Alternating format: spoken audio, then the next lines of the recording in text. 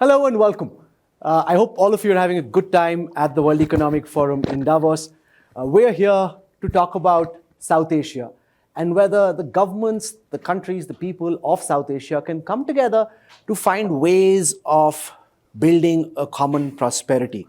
We see it often in Europe, we see it in other parts of the world, but in South Asia, so far, there hasn't been as much cooperation as there ideally should be. So what holds us back? Is there a way forward which navigates past the various differences our countries have? To talk about this, we're joined at the World Economic Forum for this very special conversation by the Minister of State for Foreign Affairs in Pakistan, Hina Rabbani Khar. With us also is one of India's most respected spiritual gurus, head of the Art of Living Foundation, Shri Ravi Shankar. And I want to introduce Krishan Balendran, chairperson of John Keel's group. Thank you so much for joining us.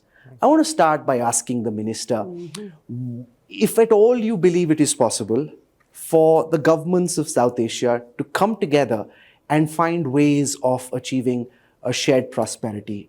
If not, what do you think, ma'am, holds us back? Okay, thank you, Rahul. And I did warn you that you'd like your session to be a happier session and shouldn't start with me. And you still did not take the warning. Nevertheless, look, it's been 20 years I've been in politics. It's been more than 10 years. I've been holding, close to my heart this file and any regional file, while in office and then outside of the office also, because once you are interested in this. And allow me to say that I started working on this file of regional integration, cooperation, as an exceptionally optimistic person, because I believe that my generation, a generation which was born post-wars in the subcontinent, has to have it differently. And when I arrived in India as Foreign Minister of Pakistan, I remember I said that we need to get into a process which is unbreakable, which is unstoppable, and that we have learned our lessons from history, and any sane person or countries would never want to walk back. Now, unfortunately, in 2010, we were sitting at a far better place than we are in 2022 and 23. And 2000 perhaps, we were sitting at a better place than 2010, 1990. So progressively, we have not only added to the basket of problems that we had, we have in fact taken nothing out also, right? And the statesmanship that is required to look at this and to actually convert the dream into a reality was there in bits and pieces and has been completely missing. In fact, what we see is an urgency to allow discord, antagonism to hold sway and to act as if you can change the geography of subcontinent. Act as if one country which you feel hostile towards will not exist, and etc. So I don't want to go deeper into it, but just let me say that, and let's not act, this is a South Asia problem. It's an India-Pakistan problem. Okay, I think about time, let's get real. I've had too many of these conversations to sit through them, pretending that we can sneak our way through, through the climate side and through this side and through track 2 and track 1.5, etc. Everything's been tried. What you need is intent. And that intent has to be played out every day through your policy. Shri, the minister talks about the lack of statesmanship. So when you look as someone looking from outside government at what she calls an India-Pakistan problem, where do you see the absence of statesmanship? Yeah, people speak what they are. So there is a lack of statesmanship. I see that coming from that side. Why India has no problem with all other neighbors? We have such a good connection with Bangladesh, Nepal, Sri Lanka. All the countries are coming together, and India is very much willing to be part of Pakistan's, growth. And we are so interdependent, when the onion is needed, it comes from Pakistan. And we need something, we need agriculture, product produced from Pakistan, we welcome. And people-to-people connection, I tell you, even today, there is very good synergy. I see from outside the government arena, there is so much willingness because we speak the same language, cultures are very similar, and we are connected in music, Bollywood and songs. So I feel this division is artificial in some way. that there is natural connectivity. The food is same. You go to Karachi, and Karachi halwa, you can find it in other places too, and they also eat naan and paneer. And when there is a natural affinity between both the cultures, we need to now move forward, leaving the past behind, go ahead and think about how we can fight with poverty in both the countries. I think that is the way forward. Mr. And I Khat, feel it is possible. You spoke of the absence of statesmanship. The Indian Prime Minister displayed statesmanship when he landed in Pakistan to meet former Prime Minister Nawaz Sharif. A week after that, there was a major terror attack in India, which disrupted whatever efforts were made to try and get India-Pakistan dialogue going. So when you talk about absence of statesmanship, where do you see the problem? Because at least from the perspective of the current government in Delhi, the Prime Minister did try, and India suffered a terror attack soon after. Okay, listen, I think it is very telling that even non-state people coming from the other side of the border would have a very state perspective on things, as is demonstrated, right? And what is, look, you can say this and I can say we have evidence that the Lahore terror attack has Indian states' hands all over it, which we just found out, have shared with everyone. This will continue to go. We can tell you about Yadav, found in Balochistan, trying to instigate movement against Pakistan, killing people, right? And then you will go and ban the terrorism drum all over the place because it suits the state, right? Eventually, look, statesmanship requires, there was, Guruji has just said that India wants to, has cooperation with everyone.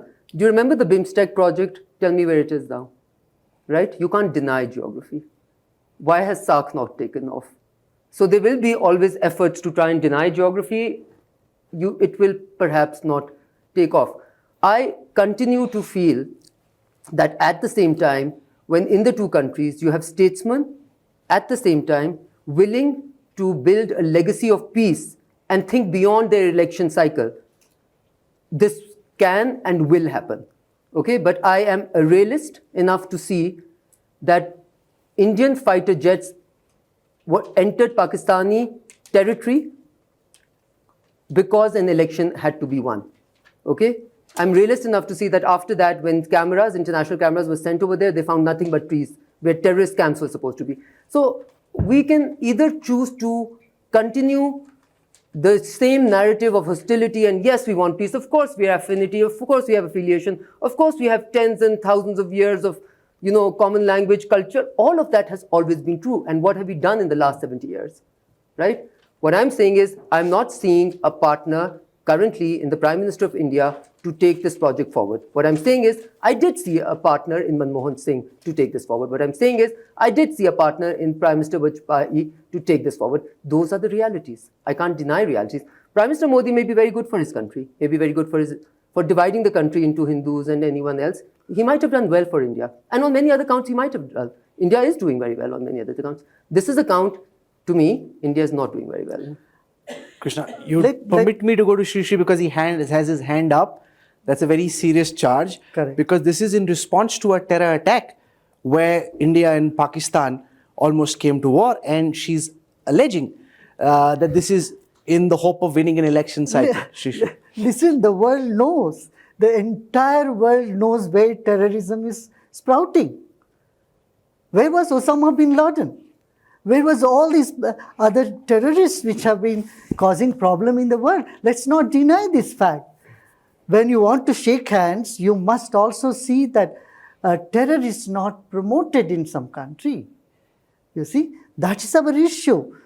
India is all willing. Our Prime Minister is, in the very first moment of his oath-taking ceremony, he invited Nawab Sharif ji from Pakistan to be part of his oath-taking.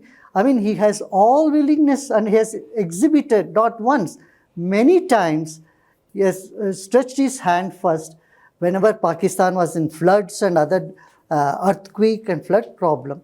It was Prime Minister Narendra Modi immediately jumped and said, we are here to help you. Let's leave behind all the past, and we are here to fight only against poverty, not fight against each other. This he has said it not once but many times.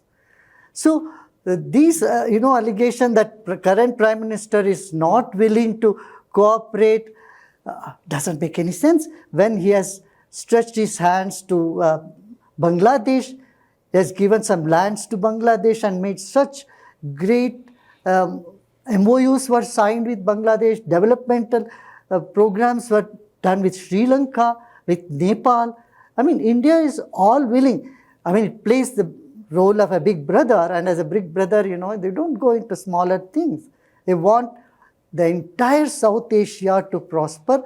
This is the dream. I know Prime Minister has the dream to make this entire Southeast Asia. SAARC summits are formed for this, and many projects have been put on that.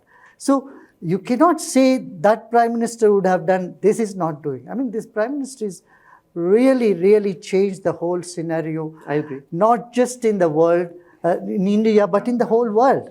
I agree completely. Krishna the Prime Minister Malendra. has changed the scenario for the region. When you see the absence of progress on regional cooperation, whenever I've covered a SAARC summit, I find people in Nepal, Sri Lanka, Bangladesh feel very upset about this India-Pakistan wrangling. Is that what holds South Asian cooperation back? The minister said, but what about BIMSTEC? How much progress has BIMSTEC really made? Is there a way around our differences? Yeah, I think it is disappointing from a business person's point of view that SAARC hasn't really got traction the way some of the other regional economic corporations have done. Again, I don't want to get into the politics of this, but what we've seen is, in Sri Lanka, when the need arises, we have had the support of all the regional countries. And a good example is what happened this year or last year with the economic crisis in the country. We had support from Pakistan, from Bangladesh, and in particular from India, which is the biggest economy in the region. And I think multiple ways of support when the country really needed it. So, at a time when, if you look at the past, there was a feeling in the country that there wasn't enough support from the region, but when the country really needed it, it came in a big way from India in particular throughout this economic crisis in 2022. I think there are ways around. I can't think of any particular ways, but we've seen some very good examples of how the region has got together to help a neighbor. Minister, India helped out Sri Lanka when the debt trap in Sri Lanka, caused partly by China's influence, required intervention from the neighborhood. Pakistan currently economically on a precipice. If the government of India, the Prime Minister who you were just criticizing, were to offer help to aid Pakistan through its economic crisis, would your government accept it, ma'am? No, listen, let's not be working in euphemisms and making narrative shaping, whether it's from the media or Guruji who does art of living. We all have the same, try and put each other down. That's the motto, right? I'm done with it. No. Okay, because first of all, Pakistan did not have an earthquake when Prime Minister Modi has been in power. Pakistan had floods, and I do not remember Prime Minister Modi saying anything. I, in fact, remember a very snide remark from a spokesperson of the Indian Foreign Office saying, oh, we have not thought of offering help yet. And I thought that's a very demeaning thing to say to a neighbor where 33 million people have been affected by floods. Thank you very much. I think Pakistan would certainly require much from the world in terms of not only its ability, but the world offers everyone to be able to coalesce whatever we have together towards towards trade, investment, and everything else. But I don't think it'll be fair to say, oh, we're looking towards India to offer help, and will Pakistan take it or not? Because, to be honest, let's not try and not see facts for what they are, right? I think what has happened in Kashmir is not something that you can unilaterally do away with, right? There is a record of the Prime Minister. We do not often like to talk about it, but the fact is that India has decided again and again on this particular front only. I'm saying this is quite exclusive because to the rest of the world, India has reached out in a very big way, right? But I think Prime Minister Modi, in my assessment, and Guruji might completely disagree, that's perfectly fine. But Prime Minister Modi has tarnished India's secular credentials, which took India to a very, very big place. And it was a country that we looked up to in that particular place. It's democratic, it's institutional structure. As far as the current moves in Kashmir were concerned, I believe it is against the sanctity of the UNSC resolutions for sure, against the commitments that were given in Simla Accord. And anyone who wants to go beyond narratives can look into granular details and sit down with me and I can explain everything in final. But if you want to just flash sort of talking points, we can do it till midnight. And Shri, the charge that somehow India's secular fabric is being torn asunder by the current government. Sitting here at Davos, how do you respond? Because you're seeing what's happening in the country at this moment. How do you respond to the charge from the minister? Absolutely not. The Muslim women in India are, they are freed from the triple talaq thing and they are so happy. So there are many developmental programs for minorities for minorities in India. It has tripled in the last couple of years. The benefits for minorities are tripled. And it's completely irrational to say from a government where their minorities are in great trouble. The minorities in Pakistan don't have the same rights as the minorities in India. How can someone say even that minorities are suffering in India? Minister Khat, two things. Shri mentioned the issue of terrorism. Listen, Rahul, I've done too much of this to want to go into a tit for tat. Let's have a discussion which is a bit more informed. That's right. And we know about Rana Ayub's houses being demolished. We know about Arundhati Roy and what she said about the polity in India. India might be doing many things right.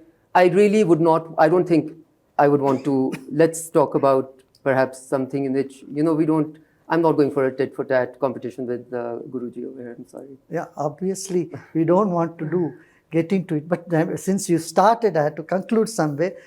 Let's all work together and see how people, Sabka Saath, Sabka Vikas. This was the slogan given by our Prime Minister Modi. Let's all together work and uplift the whole population. Whenever our Prime Minister spoke, he spoke about 138 million people. So he never said only 100 million people or 70 million people of this sect or that sect. He always included everyone. So Sabka Saath, Sabka Vikas is the slogan. I think that not just limits to India. It spans across the entire globe. This year we are having G20 meetings in which we have our main theme is Vasudhaiva Kutumbakam. We are one world family. No, let's put behind all blame games. Let's come together and see how our youth can be skilled better. See, South Asia has a lot of potential. The youth are very resilient. But what is lacking with us is skilling. Our youths are not skilled enough. So skill training, if we can all jointly do it, with all the countries of Southeast Asia, we can excel in the world. Whether it is field of science, art, industry and commerce, I think we have a lot to offer as a group. For example, Bangladesh, they are very good in garment manufacturing and they are almost controlling many parts of the industries there. So we can bring a difference in economy if we move away from this old same tape of, tutu meme in Hindi we said, No, but you mentioned Bangladesh, and Bangladesh is a good issue good example, because if religion was the issue, then India wouldn't be able to build bridges with Bangladesh in the manner that have happened in the last few years. Not only Bangladesh, Maldives, Rao. Maldives. It's a Muslim country.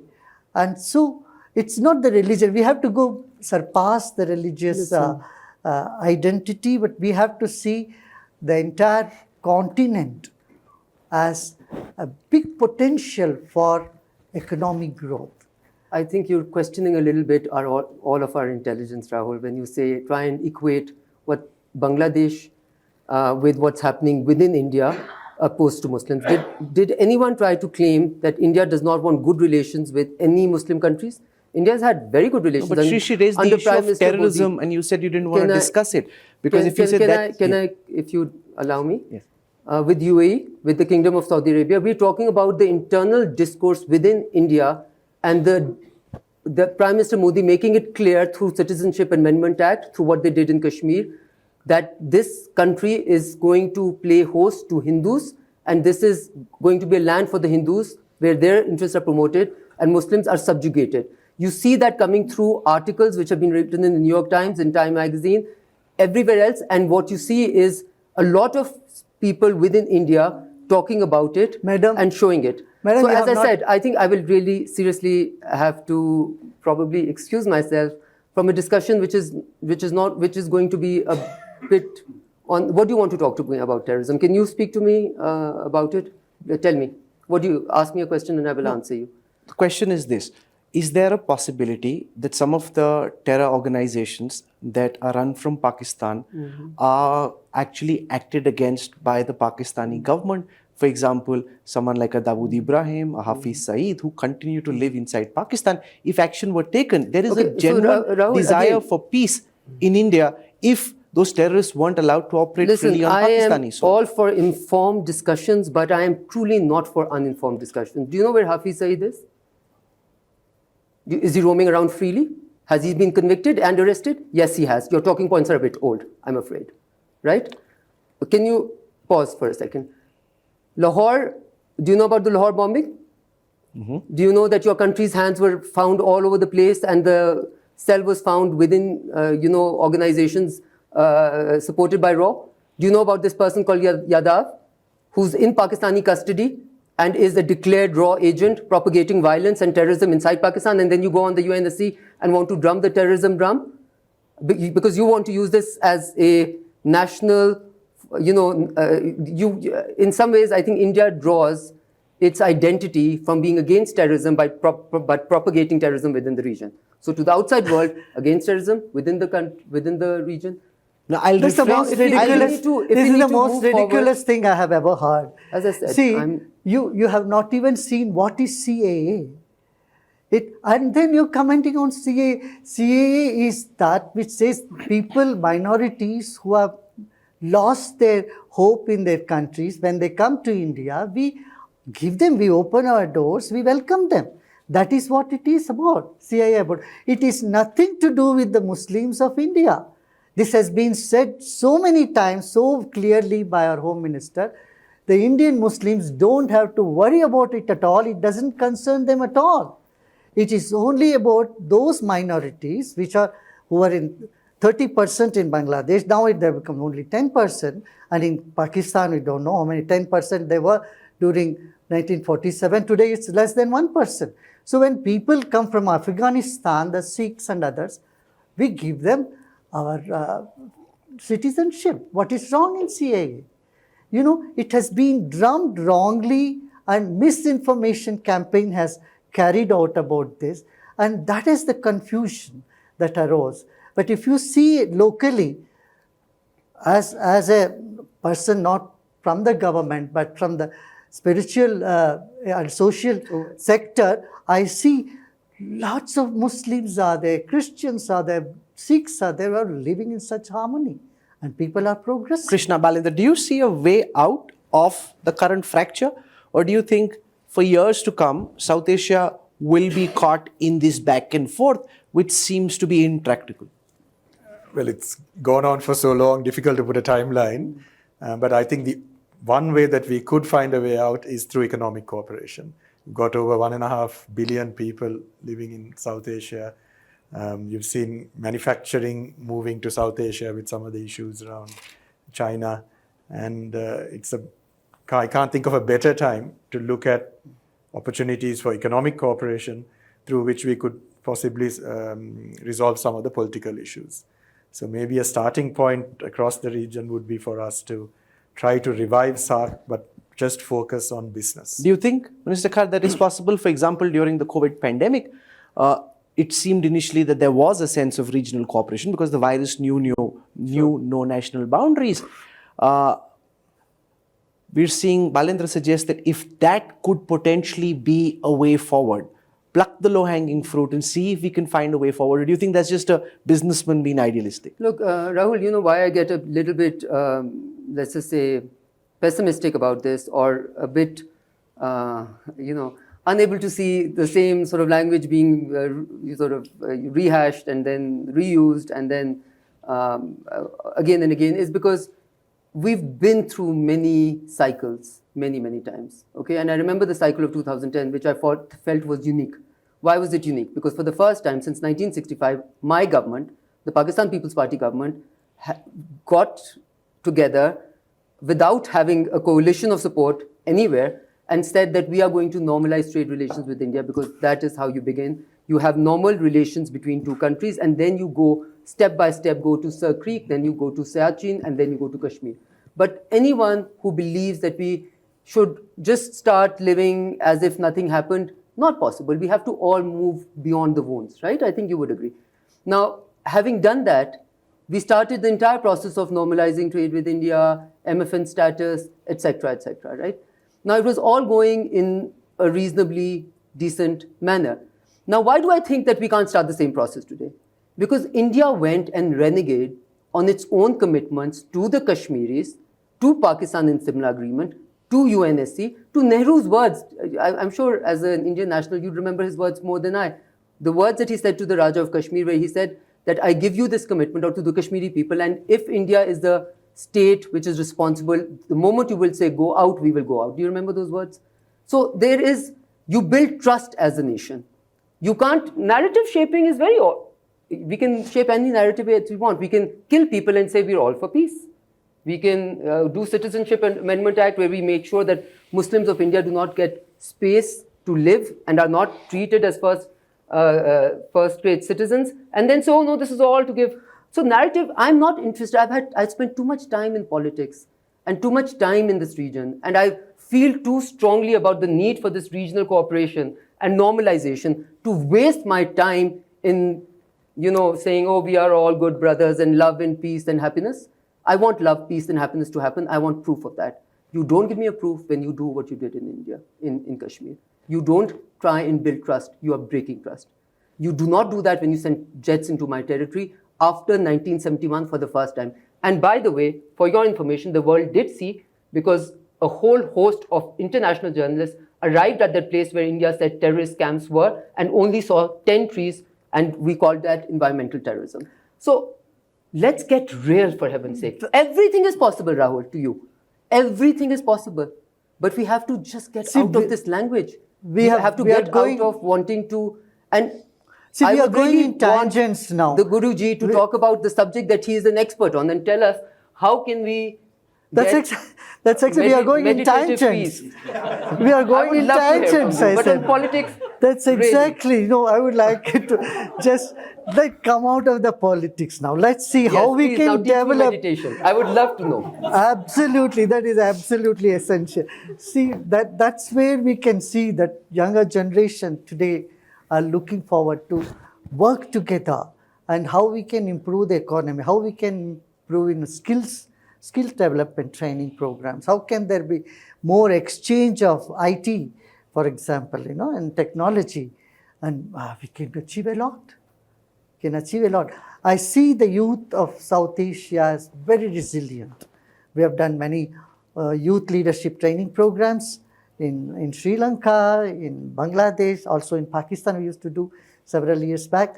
So I see the youths are looking forward for something new, and they are for peace. They are for, building trust, and that we need to keep doing. Never mind, even if it's collapsed in the past 10 times, but we can't just stay there. We have to move forward, and it may appear to be very rosy. I mean, you have to dream. You cannot say, oh, this is all just dream, it's not reality. Unless you conceive it as a dream, you will never move in that direction. But Shri, whether it's Dawood Ibrahim, Masood Azhar, Syed Salahuddin, the minister doesn't see those as being issues. And therefore, how do we find a way forward? She says, speak a different language. What is this different language if the reality that's writ very large on the wall isn't accepted as being real?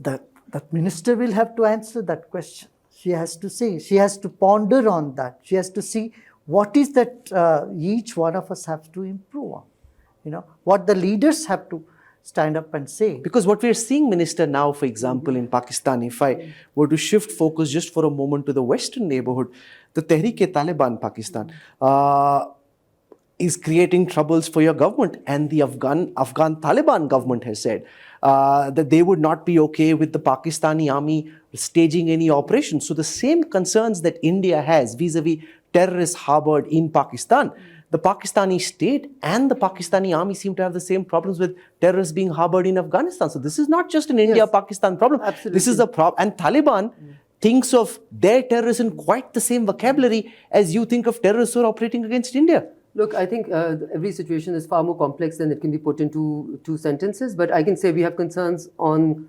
from within our eastern border also about the upstaging or the staging of terrorism in Pakistan, and as a country which has lost 70,000 people in the last many years to terrorist activity, I can tell you that many strains linked to our eastern neighbor and the genesis of which outside land, sometimes within the country, and sometimes other countries have been used for that.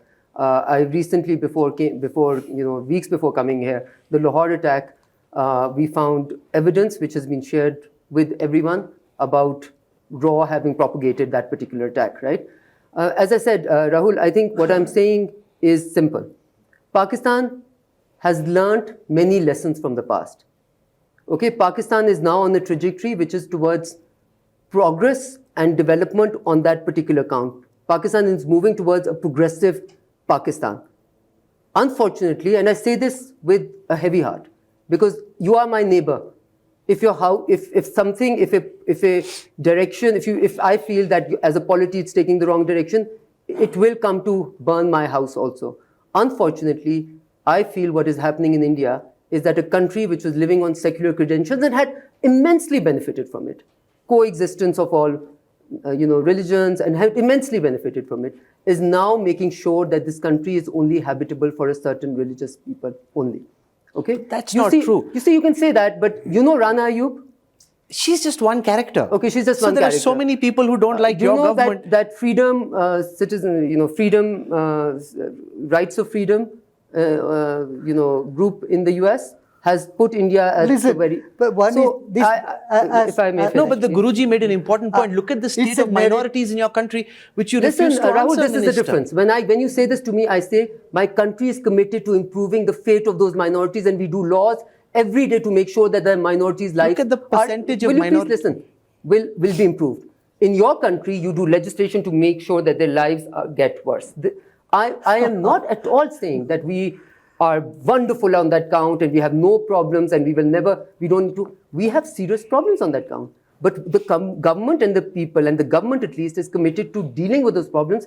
And every day we try to build protective laws through the police and through legislation, protective walls through legislation to protect the minorities, not the other way around, right? So internal politics aside, I feel right now very bad for the fact that these two countries should hold this entire regional project back, okay? And isn't it unfair that our friend from Sri Lanka has been sitting here and you have chosen this opportunity only to do I haven't. No, please don't do It's that. just allow him to also speak, because I'm really I'm done with that type of, we've had this. It's been years. I'm even too old for that. I'm sure there are people who've been doing it for 60 years. So please let's speak to him and perhaps ask him if he feels what can be done in terms of economic cooperation that he was talking about. He did mention that. Now he's got the spotlight out on him, and he did mention that. And this whole idea that India, Pakistan are holding SAARC cooperation or South Asian cooperation hostage, from the tonality of this conversation and from your observations in general, do you think that's the way it's likely to stay? Again, I think because you asked mentioned the prospects of economic cooperation, and the minister very quickly said that can't be the starting point.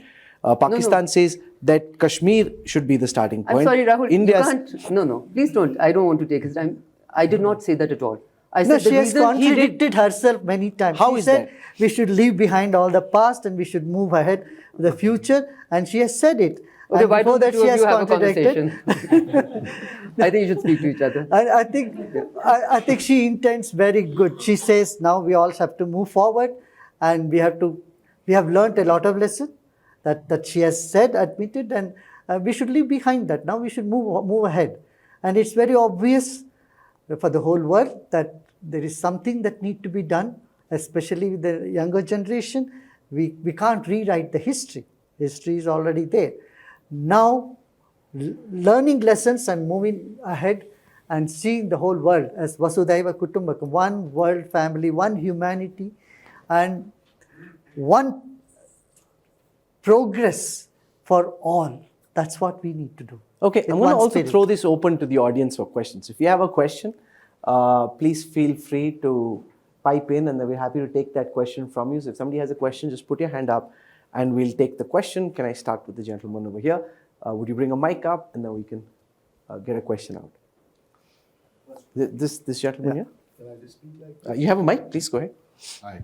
So look, I'm an Indian, but I've been living in UAE now for almost 40 years. I do feel I have a perspective which is different from people in India or in Pakistan. And at least what I do see is, I mean, we employ 5,000 people globally, and we have lots of Indians, we have a lot of Pakistanis. What I would say is, when people come from India to UAE, they have a perception of Pakistan. When people come from Pakistan to UAE, they have a perception of India. But I think within a couple of months, they're able to work happily with each other. So my request would be that this has now got to a stage over the last 40 years where it's become pretty intractable in terms of the issues. But we have to build on positives which exist between the two countries, not on the negatives, because you're not going to be able to change that. What is India's entrenched position, what is Pakistan's entrenched position, whatever be the reasons will remain. But we have to look at a few positives which are welcomed in both the countries. Okay. I don't mean states, I don't mean track two, but I mean picking on those goodwill points and working with them. Guruji, you are so popular in Pakistan, you're a good example, and similarly Pakistan has many people which are very popular in India. Okay. So I would focus on those positives. That's a observation. I'm going to go around, get that gentleman wanted to ask a question. Do you still have that question out? Which you want? No? Okay, that gentleman wants to ask a question. Thank you. My name is Pradeep. I'm from Nepal. I really interested on Pakistan and India, but I want to ask question to Sri Lanka. I'm YGL. So our friends, especially Pakistan, Sri Lanka is in difficult situation. How can we support? Can you enlighten some of the things we can do for Sri Lanka from our side as a SAARC and friends of Sri Lanka? Right. I think already we've seen, as I mentioned earlier, when the going got really tough, I think India in particular stepped up, and it made a big difference, because the situation could have got much worse mid last year. But that was more about bailing out the country, and we got fuel on credit and currency swaps and so on. But if I take a medium-term view, it's about sharing technology, skills, investment, because Pakistan has world-class companies, India has world-class companies that are leaders in so many areas, renewable energy, and so on.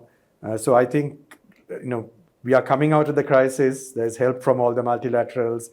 You can see life is now quite normal. Of course, inflation has been high and it's painful, but day-to-day life has come back to normal. So as a business person, I think the opportunity is around sharing technology, knowledge, skills, and getting investment from the region. And we have seen it in the last so many years. Sri Lanka has Pakistani companies. Nepal is a big Nepali investor in Sri Lanka, investors from Bangladesh, and Indian companies, and big Indian investment. So I think we want to see that, to build on that. Yeah. The lady there has a question. Go on. Well, my name is Nigar. I'm YGL. I'm from Pakistan. I don't have a question, but congratulations that you moderated a session where I felt like that I'm watching an Indian news channel or a Pakistani news channel. That's what we actually watch every day. Unfortunately. But I think it's very. I came to the conversation to attend this conversation to actually see what solutions we can find, and and we can talk about friendships and brotherhood and sisterhood, whatever. These are really shallow words because if we are not touching upon the geopolitics of the region, the Kashmir issue, the lack of political will of both countries, we really cannot come to any conclusion. And with all due apologies, Guruji, people look up to you, but a spiritual leader should be spiritual and not a nationalist. We come to you or hear you not like listening to what the government is doing or what the leaders are doing. I think it's the message of peace should be neutral, and it shouldn't be really favor any political leader or any national government or any government. So that's I agree. I accept your comments, and but you have to, as you said, peace cannot be just unless you come to geopolitical. You have again contradicted what you have said one sentence before. So I had to keep in facts in front. Now, I'm not favoring any party or any person. I'm, as I said, Vasudhaiva Kutumbaka. I believe in universal oneness and brotherhood. But when some facts are not correct, and it's my duty as a guru to put the facts right. There are a lot of fake news floating around. You have to have fact checking, and that's what I did. And if there is some wrong in my facts, I'm ready to accept that also. Gideon Rachman from the Financial Times. Yeah. I actually find it quite entertaining to see an Indian or Pakistani news channel. But I wanted to ask you about the role of China in all of this picture, because I wondered whether it's become an added complicating factor because India is increasingly wary of China. Pakistan is quite close to China. Sri Lanka's had a very complicated relationship with the whole alleged debt trap with China. So what role is the Chinese playing in all this? Minister? Guruji.